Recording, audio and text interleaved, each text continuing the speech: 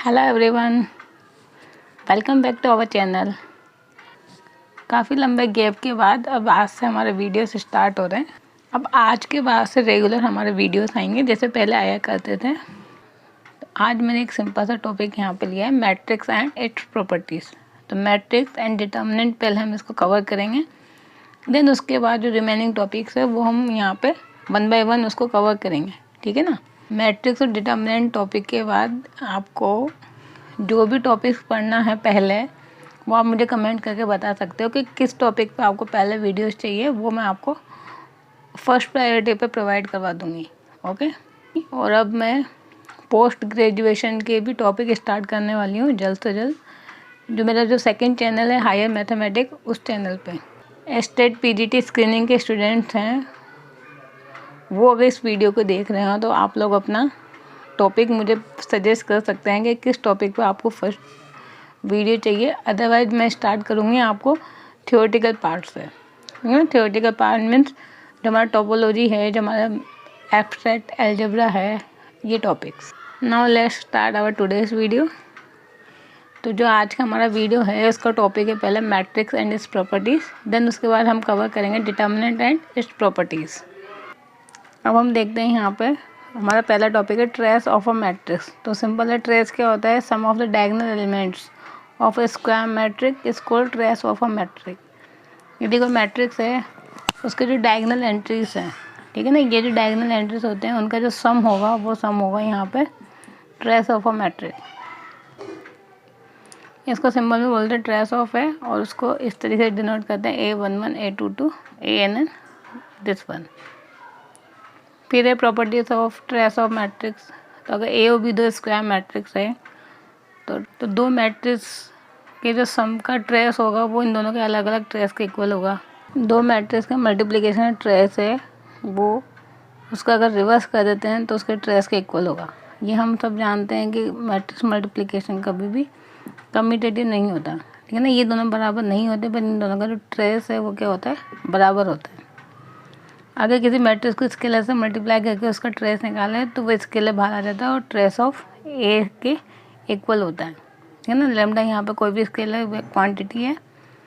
अब अगर A transpose का ट्रेस निकाले या मैट्रिक्स का ट्रेस निकाले, दोनों क्या होती है? बराबर होती हैं, ठीक। तो ये चार प्रॉपर्टीज़ होती हैं ट्रेस की। अब एक सिंपल सा क्वेश्चन मैंने यहाँ पर मेंशन किया कि किस टाइप से कोई ट्रेस का क्वेश्चन आ सकता है। तो यदि कोई मैट्रिक्स है इस टाइप से और बोला गया है इसका ट्रेस 15 है, तो जो अननोन वैल्यू है अल्फ़ा वो बताइए। तो ट्रेस की डेफिनेशन के अकॉर्डिंग इनका जो सम होगा वो ट्रेस के इक्वल होगा। तो हमने यहाँ पे डेफिनेशन लगा दी ट्रेस की, it is equal to 15 given है। अल्फ़ा के वैल्यू निकालेंगे 1 का गिवन है ए ऑप्शन में, ठीक है ना। तो या तो प्रॉपर्टी बेस्ड क्वेश्चन आते हैं, सिंपल डेफिनेशन बेस्ड क्वेश्चन आते हैं, तो दोनों में से जो आपको याद हो। तो ये आपको प्रॉपर्टीज़ और डेफिनेशन याद होनी चाहिए, तो आप कोई सा भी क्वेश्चन इस टाइप का कर सकते हो। क्लियर? अब चलते हैं नेक्स्ट टॉपिक पे। अब हमारा नेक्स्ट टॉपिक है एडजॉइंट ऑफ स्क्वायर मैट्रिक, है ना। ये हमारा इम्पोर्टेंट टॉपिक है एग्जाम पॉइंट ऑफ व्यू से। मैक्सिमम हर एग्ज़ाम में इस टॉपिक से क्वेश्चन पूछे जाते हैं, और जो सबसे ज़्यादा इम्पोर्टेंट है इसकी प्रॉपर्टीज़, ठीक है ना। डेफिनेशन से इतने क्वेश्चन नहीं आते जितने प्रॉपर्टी से क्वेश्चन आते हैं। तो कौन कौन से क्वेश्चन आए हैं वो तो अभी मैं नेक्स्ट पेज पे करवाऊँगी आप सबको। पहले हम देख लेते हैं एक बार डेफिनेशन एंड द प्रॉपर्टीज़। तो एडजॉइंट ऑफ स्क्वायर मैट्रिक होती है, ये सब हम 11th-12th में पढ़ के आते हैं कि किसी भी मैट्रिक्स का यदि एडजॉइंट निकालना होता है तो आपको ये काम करना होता है कि उसके जो कोफैक्टर मैट्रिक्स होता है उसका ट्रांसफर निकालना होता है। उसका ट्रांसफर निकाल दीजिए। अब कोफैक्टर मैट्रिक्स का ट्रांसफर कैसे निकालते हैं? तो यदि कोई मैट्रिक्स है, जैसे कि मैंने यहाँ पे लिया सपोज 3x3 ऑर्डर की मैट्रिक्स है, और यहाँ पे कोई भी एलिमेंट है 1 2 3 1 2 3 1 1 1, सपोज ये एलिमेंट है, तो हमें 1 के करस्पॉन्डिंग कोफैक्टर निकालना है। तो उसके करस्पॉन्डिंग रो एंड कॉलम को छोड़ के जो एलिमेंट बचते हैं उसकी आपको डिटर्मिनेंट लिखनी होती है, ठीक है ना। ये एलिमेंट लिख दिया, ऐसे 2, तो ईच एलिमेंट के करस्पॉन्डिंग आपको क्या निकालनी होती है? कोफैक्टर्स। वो सब आप यहाँ लिखते जाइए और उसके बाद उसका ट्रांसफर ले लीजिए, तो आपको क्या मिल जाएगा? एडजॉइंट ऑफ ए। तो ये काम तो काफ़ी लेंदी होता है, इस पर कभी क्वेश्चन भी नहीं आते हैं। बस हमें पता होना चाहिए कि किसी भी मैट्रिक्स का आप एडजॉइंट कैसे निकालेंगे। क्लियर। अब 2x2 मैट्रिक्स के लिए एडजॉइंट निकालने का एक सिंपल सा बेसिक तरीका होता है कि इन दोनों को तो आप क्या कर दीजिए, इंटरचेंज। डायगोनल के एलिमेंट को तो आप कर दीजिए इंटरचेंज DA, और जो नॉन डायगोनल एलिमेंट है उनका साइन चेंज कर दीजिए, ठीक है ना। यहाँ BC था, यहाँ -BC कर दिया, इन दोनों को मैंने इंटरचेंज कर दिया DA। तो ये जब आप काम करेंगे तो 2x2 मैट्रिक्स का यहाँ पर डायरेक्ट एडजॉइंट निकल जाएगा। क्लियर। अब हम देखते हैं इसकी प्रॉपर्टीज़। तो 1 बाय 1 देखते हैं प्रॉपर्टीज़। नंबर 1 है कि यदि किसी मैट्रिक्स के एडजॉइंट को उस मैट्रिक्स से मल्टीप्लाई करते हैं तो वो मल्टीप्लिकेशन क्या होगा, वो इसके इक्वल होगा। तो ये भी क्वेश्चन पूछा जा चुका है। अब कई बार हम क्या करते हैं, यदि ये चीज़ पूछी गई तो पहले तो आप एडजॉइंट फाइंड करेंगे, फिर उन लोगों का मल्टीप्लाई करेंगे, देन आंसर देखेंगे। बट यहाँ हम डायरेक्ट आंसर दे सकते हैं कि अगर जो मैट्रिक्स आपको गिवन है उसका केवल आप डिटर्मिनेंट फाइंड कर लीजिए। अब जो डिटर्मिनेंट होगा उसको आइडेंटिटी मैट्रिक्स से मल्टीप्लाई करेंगे। मीन्स अगर 3x3 ऑर्डर के मैट्रिक्स है तो जो डायगोनल के एलिमेंट्स होंगे वो डिटर्मिनेंट ऑफ A के इक्वल होंगे, तो वही हमारा क्या होगा, इन दोनों के प्रोडक्ट के इक्वल, ठीक है ना। तो ये हिंट के तरीके से आप इसको याद रख सकते हैं। फिर नंबर 2 है कि एडजॉइंट मैट्रिक्स का अगर डिटर्मिनेंट फाइंड करना तो वो होता है डिटर्मिनेंट ऑफ A की होल पावर n-1। मैट्रिक्स का एडजॉइंट मत फाइंड कीजिए, केवल आप उसका डिटर्मिनेंट फाइंड करके उसकी पावर n-1 लगा दीजिए। क्लियर। अगर किसी मैट्रिक्स का 2 बार एडजॉइंट निकालना है तो आप एडजॉइंट मत निकालिए, आप ये काम कर दीजिए कि उस मैट्रिक्स को उसके डिटर्मिनेंट की होल पावर n-2 से मल्टीप्लाई कर दीजिए। तो ये जो मैंने यहाँ प्रॉपर्टीज़ लिखी है अगर वो आपको याद हैं तो एडजॉइंट वाले क्वेश्चन काफ़ी सिंपल हो जाएंगे आप लोगों के लिए।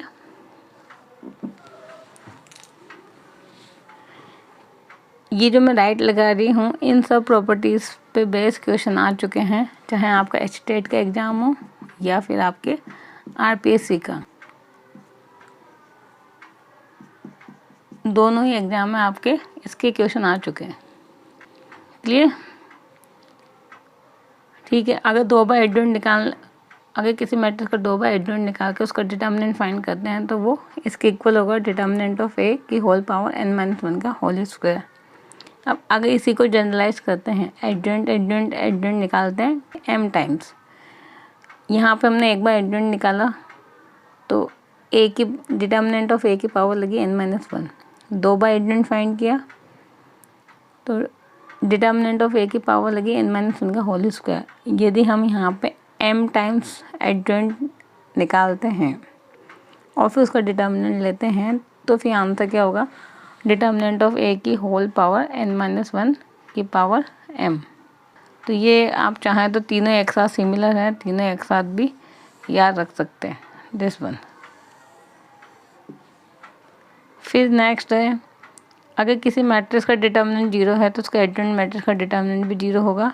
यदि A की पावर m का एडजॉइंट निकालते हैं तो एडजॉइंट ऑफ A की पावर m के इक्वल होगा। अगर ट्रांसपोज मैट्रिक्स का एडजॉइंट निकालते हैं तो एडजॉइंट ऑफ A का होल ट्रांसपोज के इक्वल होगा। 2 मैट्रिक्स को मल्टीप्लाई करके एडजॉइंट निकालते हैं तो प्रॉपर्टी ये बोलती है कि आप दोनों का अलग अलग एडजॉइंट निकाल कर पहले B और फिर A के एडजॉइंट को मल्टीप्लाई कर दीजिए, आंसर सेम होगा। अगर कोई मैट्रिक्स किसी स्केलर से मल्टीप्लाई है और मैट्रिक्स का ऑर्डर है n क्रॉस n और उसका एडजॉइंट फाइंड करने के लिए आपको बोला गया तो आप केवल A का एडजॉइंट निकाल दीजिए और यहाँ मल्टीप्लाई कर दीजिए K की पावर n-1 से, तो आपको K मैट्रिक्स का एडजॉइंट मिल जाएगा। फिर नेक्स्ट प्रॉपर्टी है कि यदि आप symmetric matrix, diagonal matrix, triangular matrix या फिर स्क्यू सिमेट्रिक मैट्रिक्स इन सभी का एडजॉइंट निकालते हैं तो प्रॉपर्टी ये बोलती है कि इनका जो एडजॉइंट मैट्रिक्स होगी वो भी सिमेट्रिक, डायगोनल, ट्रायंगुलर या स्क्यू सिमेट्रिक मैट्रिक्स ही मिलेंगी, ठीक है ना। चेंज नहीं होगी मैट्रिक्स का नेचर सेम रहेगा। फिर 0 मैट्रिक्स का जो एडजॉइंट होता है वो 0 मैट्रिक्स होता है और आइडेंटिटी मैट्रिक्स का जो एडजॉइंट होता है वो आइडेंटिटी मैट्रिक्स होता है। तो बेसिकली जो इम्पोर्टेंट प्रॉपर्टीज़ है वो स्टार्टिंग वाली हैं ये 5। इन पे कभी क्वेश्चन नहीं आया हुआ है बट आपकी नॉलेज के लिए ये सब पता होनी चाहिए, ठीक है ना। स्टार्टिंग के 5 properties are very important from exam point of view. अब इन पर बेस्ट क्वेश्चन देखते हैं कि क्वेश्चन किस टाइप से पूछे गए थे एग्जाम में। तो चलते हैं नेक्स्ट पेज पे। तो एडजॉइंट की जो प्रॉपर्टीज़ है उससे किस टाइप के क्वेश्चंस आते हैं वो हम देखते हैं यहाँ पे वन बाय वन। जैसे कि पहला क्वेश्चन मैंने मेंशन किया कि if determinant of n cross n square matrix A is 3, ठीक है ना, यानी कि यदि कोई मैट्रिक्स है जिसका ऑर्डर है n क्रॉस n और उस मैट्रिक्स का जो डिटर्मिनेंट है वो 3 गिवन है और एडजॉइंट मैट्रिक्स का जो डिटर्मिनेंट है वो भी आपको गिवन है 243, तो फिर आपको n बताना है कि उस मैट्रिक्स का ऑर्डर क्या होगा। तो उसके लिए फिर आपको यहाँ पे एडजॉइंट और डिटर्मिनेंट ऑफ ए इन दोनों की डिटर्मिनेंट में रिलेशन पता होना चाहिए, जो कि मैंने यहाँ पे मेंशन कर रखा है कि एडजॉइंट मैट्रिक्स का डिटर्मिनेंट और जो मैट्रिक्स का डिटर्मिनेंट होता है उनमें रिलेशन ये होता है, it is equal to determinant of A की होल पावर n-1। ठीक, इसकी वैल्यू गिवन है 243, इसकी वैल्यू गिवन है 3। अब ये जो है इसको हमें 3 की पावर में लिखना होगा, तो वो पता होना चाहिए हमें कि 3 की पावर 5 जो होता है वो 243 होता है। ठीक, अब अगर बेस सेम है तो जो पावर्स होती हैं वो क्या होती है, इक्वल हो जाती है, ये हमें पता है। तो हम इसको जब सॉल्व करेंगे तो n की वैल्यू कितनी आ जाएगी हमारे पास 6, डी आंसर। फिर ये RPSC 2013 में आया हुआ क्वेश्चन है कि if A is a square matrix of order n then the determinant of adjoint of A। अब अभी जस्ट मैंने फॉर्मूला बताया था, तो ये फॉर्मूला बेस्ड क्वेश्चन है, सॉल्व कुछ नहीं करना कि अगर मैट्रिक्स का 2 बार एडजॉइंट निकालते हैं तो डिटर्मिनेंट ऑफ A की होल पावर n-1 का क्या होगा, स्क्वायर होगा, ठीक है ना। 3 बार एडजॉइंट निकालेंगे तो यहाँ पर होल क्यूब आ जाएगा, 4 बार एडजॉइंट निकालेंगे तो पावर 4, अगर m टाइम एडजॉइंट निकालते हैं तो यहाँ पे पावर क्या हो जाएगी n-1 की होल पावर m। ठीक, बस इतना सा याद रखना है। फॉर्मूला बेस्ड क्वेश्चन था, फॉर्मूला याद है तो डायरेक्ट टिक लगाएंगे, सॉल्व करने की हमें कुछ ज़रूरत नहीं है। और सपोज अगर न्यूमेरिकल बेस्ड क्वेश्चन आ जाता है तो ज़्यादा से ज़्यादा आपको डिटर्मिनेंट ऑफ ए यहाँ पर गिवन होगा, जो भी होगा 2 हो गया, 3 हो गया, 5 हो गया, और फिर एडजॉइंट ऑफ ए का डिटर्मिनेंट आपसे पूछा जाएगा, जिसमें आपको ऑर्डर भी गिवन होगा कि what is the order of matrix A. तो फॉर्मूला पता है तो उसके अकॉर्डिंग आप इसको सॉल्व कर लेंगे। फिर नेक्स्ट क्वेश्चन है for any 2x2 order matrix A if A into adjoint of A equal to this one, ठीक है ना। अगर एडजॉइंट मैट्रिक्स को मैट्रिक्स ए से मल्टीप्लाई करते हैं तो हमें जो न्यू मैट्रिक्स मिलेगी वो आपको गिवन है, तो फिर डिटर्मिनेंट ऑफ ए किसके इक्वल होगा। Again it is also property based question, और प्रॉपर्टी मैंने लिखवाई थी नंबर 1 कि अगर किसी मैट्रिक्स को एडजॉइंट मैट्रिक्स से मल्टीप्लाई करते हैं तो क्या मिलता है आपको, डिटर्मिनेंट ऑफ ए, और उसको मल्टीप्लाई करना होता है आई एन मीन्स जितने ऑर्डर की मैट्रिक्स होती है उसकी आइडेंटिटी मैट्रिक्स है। यहाँ पे मैट्रिक्स का ऑर्डर कितना है 2, तो 2x2 ऑर्डर की जो आइडेंटिटी मैट्रिक्स है उसको मल्टीप्लाई करना होगा डिटर्मिनेंट ऑफ ए से, मीन्स जो डायगोनल के एलिमेंट होंगे वो क्या होते हैं डिटर्मिनेंट ऑफ ए के इक्वल होंगे। तो यहाँ पे डायगोनल एलिमेंट देखने क्या है 10, तो डिटर्मिनेंट भी क्या हो जाएगा 10 के इक्वल। तो इतना तो मैंने यहाँ पर सॉल्व किया, बट आपको अगर प्रॉपर्टी पता है तो आप केवल क्वेश्चन देखेंगे, डायगोनल में एंट्रीज देखेंगे और डायरेक्ट टिक लगा देंगे, इट्स आंसर 10। सॉल्व करने की ज़रूरत नहीं है बिल्कुल भी। फिर if A is a singular matrix तो ए इंटू एडजॉइंट ऑफ ए किसके इक्वल होगा। अब सिंगुलर का मीनिंग क्या होता है कि ऐसी मैट्रिक्स जिसका डिटर्मिनेंट क्या होता है 0 के इक्वल। ठीक, अब हमें ये मैट्रिक्स चेक करनी है तो हम इसका भी क्या चेक करेंगे, पहले डिटर्मिनेंट चेक करेंगे। अब डिटर्मिनेंट की प्रॉपर्टी होती है, अभी मैं डिटर्मिनेंट पढ़ाऊँगी जब देखेंगे कि डिटर्मिनेंट ऑफ ए और डिटर्मिनेंट ऑफ ए बी बराबर क्या होता है, डिटर्मिनेंट ऑफ ए और डिटर्मिनेंट ऑफ बी, ठीक है ना। दो मैट्रिक्स मल्टीप्लाई है तो उसका जो डिटर्मिनेंट होता है वो दोनों का अलग अलग मल्टीप्लिकेशन के इक्वल हो जाता है। तो ऐसे ही यहाँ पे इन दोनों का दो मैट्रिक्स मल्टीप्लाई है, इनका डिटर्मिनेंट निकालेंगे तो दोनों अलग अलग मल्टीप्लाई हो जाएंगी। इसकी डिटर्मिनेंट तो क्या लिखी थी हमने, ए की पावर n-1, और बाहर मल्टीप्लाई डिटर्मिनेंट ऑफ ए से, आंसर क्या आ जाएगा ए की पावर n, ठीक है ना। डिटर्मिनेंट ऑफ ए की पावर n, ए का डिटर्मिनेंट 0 है तो उसकी पावर n लगाने पे भी आंसर क्या होगा 0 होगा। सो मीन्स अगर मैट्रिक्स 0 है या सिंगुलर है तो दूसरे मैट्रिक्स भी आपको क्या मिलेगी, सिंगुलर मैट्रिक्स, तो means it is a 0 matrix. ठीक, अब नेक्स्ट टॉपिक है हमारा differentiation and integration of matrix, ठीक है ना। किसी भी मैट्रिक्स का हम डिफरेंशिएशन व इंटीग्रेशन कैसे करेंगे। तो डिफरेंशिएशन के लिए कि सपोज ए इस टाइप की कोई मैट्रिक्स है, यहाँ पे जो मैंने एलिमेंट लिए हैं वो सारे एक्स के फंक्शन लिए हैं, ठीक है ना। तो पहली रो इसमें सभी एलिमेंट एक्स के फंक्शन है, सेकंड रो में भी एक्स के फंक्शन है। तो डिफरेंशिएशन का मीनिंग है कि आप ईच एलिमेंट को डिफरेंशिएट कर दीजिए, तो जो न्यू मैट्रिक होगी वो क्या होगी, डिफरेंशिएशन ऑफ अ मैट्रिक। अब यहाँ पे 3x3 हो, 2x2 हो, चाहे मैट्रिक्स का ऑर्डर कुछ भी हो, डिफरेंशिएशन में आपको ईच एलिमेंट को डिफरेंशिएट करना होता है। सिमिलरली इंटीग्रेशन, अगर मैट्रिक्स ए है, इसमें मैंने लिया है इस रो को तो एक्स का फंक्शन, और सेकंड रो मैंने क्या लिया यहाँ पे कांस्टेंट। तो जहाँ जहाँ एक्स का फंक्शन होगा वहाँ वहाँ इंटीग्रेशन करना है, बाकी को एज इट इज़ रखना है। जैसे ए बी सी कांस्टेंट है तो ए बी सी को आपने एज इट इज़ रखा, और ये फर्स्ट रो में तीनों एलिमेंट एक्स के फंक्शन है तो तीनों को हमने एक्स के रेस्पेक्ट में इंटीग्रेट कर दिया। सपोज ये दो फंक्शन एक्स के फंक्शन है, कांस्टेंट है, तो ये दोनों ही इंटीग्रेट होंगे, बाकी के जो कांस्टेंट है वो एज इट इज़ रहेंगे, उसको इंटीग्रेट नहीं करना है। तो इस तरीके से हम किसी भी मैट्रिक्स को डिफरेंशिएट व इंटीग्रेट करते हैं। जो मैक्सिमम क्वेश्चन पूछे जाते हैं वो पूछे भी गए स्टेट के एग्जाम में, वो डिटर्मिनेंट के फॉर्म में पूछे गए। तो डिटर्मिनेंट में कॉन्सेप्ट अलग होता है और मैट्रिक्स में कॉन्सेप्ट अलग होता है। तो जब हम डिटर्मिनेंट पढ़ेंगे नेक्स्ट वीडियो में, वहाँ मैं बताऊँगी डिफरेंशिएशन व इंटीग्रेशन कैसे करते हैं किसी भी डिटर्मिनेंट को। क्लियर? अभी हमारा नया टॉपिक है symmetric and skew symmetric matrices. हम सब जानते हैं कि कोई भी मैट्रिक्स सिमेट्रिक कब होगी, जब किसी मैट्रिक्स का ट्रांसपोज कर दे वो उसी मैट्रिक्स के इक्वल आ जाए, तो वो तो क्या बन जाएगी, सिमेट्रिक। अब स्क्यू सिमेट्रिक कब बनेगी, किसी मैट्रिक्स को ट्रांसपोज कर दीजिए और माइनस से मल्टीप्लाई कर दीजिए और दोनों मैट्रिक्स इक्वल आ जाए, बट साथ में कंडीशन अप्लाई है, all the diagonal entries are zero, ठीक है ना। डायगोनल के आगे सारे के सारे एंट्रीज जीरो के इक्वल है, और साथ में ए ट्रांसपोज को माइनस से मल्टीप्लाई करने पे ए के इक्वल आ जाता है, तो फिर मैट्रिक्स क्या बनेगी, स्क्यू सिमेट्रिक मैट्रिक्स, ठीक है ना। तो फर्स्ट आइडेंटिफिकेशन तो यही है कि डायगोनल के सभी एलिमेंट जीरो। तो कभी कभी अगर डायरेक्ट क्वेश्चन पूछा जाए तो कुछ ऑप्शन तो आप वैसे स्किप कर देंगे अगर डायगोनल के एलिमेंट जीरो के इक्वल नहीं है तो। फिर एक ही important note exam point of view से, एवरी का मतलब जितनी भी स्क्वायर मैट्रिक्स है उन सबको हम लिख सकते हैं sum of the symmetric and skew symmetric matrices. कैसे लिखते हैं वो मैंने यहाँ पे डिनोट कर रखा है।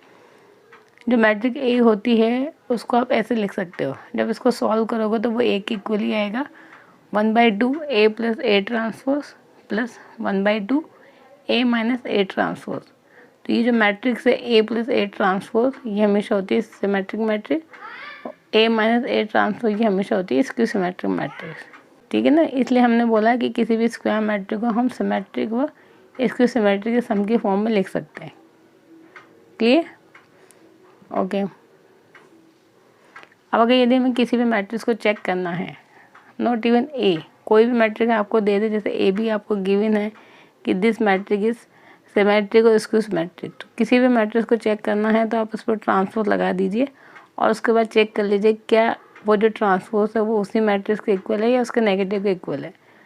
अगर उसी मैट्रिक्स के इक्वल है तो सिमेट्रिक, अगर उसके नेगेटिव के इक्वल है तो स्क्यू सिमेट्रिक।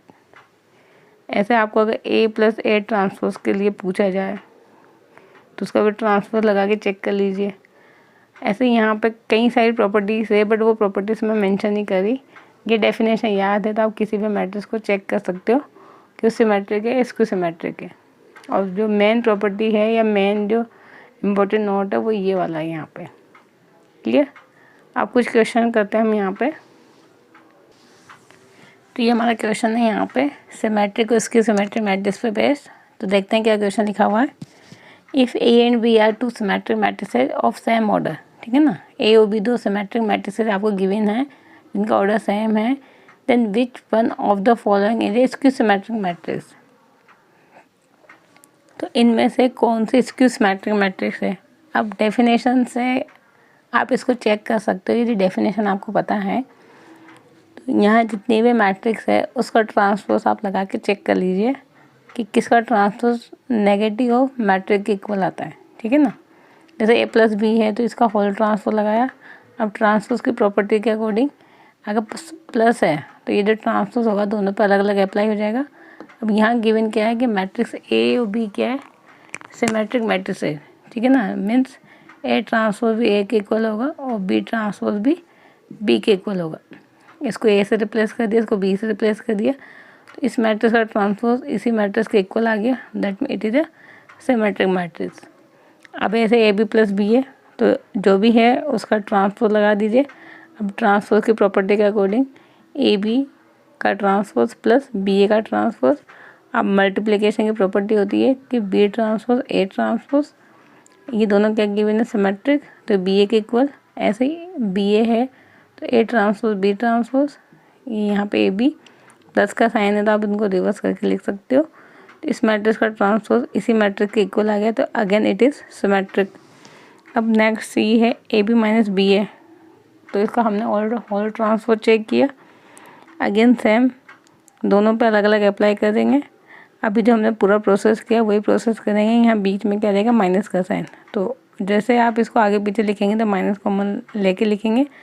तो इस मैट्रिक्स का जो ट्रांसपोज है वो minus of this matrix, so that mean this is a skew symmetric matrix. ठीक है ना, ये मैं यहाँ पे डेफिनेशन फुलफिल होती है, सो दैट मीन हमारा आंसर क्या होगा, सी। क्लियर।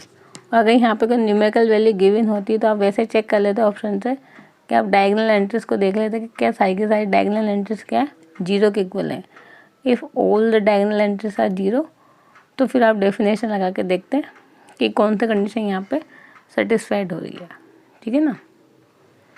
फिर नेक्स्ट क्वेश्चन है, ये जो भी हमने प्रॉपर्टीज लिखी थी उस पर बेसिक क्वेश्चन है कि विच one of the following is incorrect statement. इनमें तो कौन सा गलत स्टेटमेंट है। यदि ए स्क्वायर मैट्रिक है देन ए ट्रांसपोज और ए ट्रांसपोज है दोनों सिमेट्रिक होगा, तो यस ये यहाँ पे ट्रू स्टेटमेंट है। हमें इस मैट्रिक्स को चेक करना है तो इसका हमने क्या लगा दिया, ट्रांसपोज लगा दिया।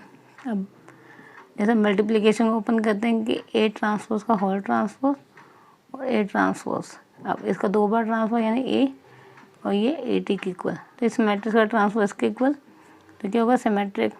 सिमिलरली इसको चेक करेंगे तो ये भी क्या आएगा, सिमेट्रिक, तो ये तो ट्रू स्टेटमेंट है। फिर बी में लिखा हुआ है all the diagonal entries of A skew symmetric matrix is non zero, तो ये यहाँ पर रॉन्ग स्टेटमेंट है।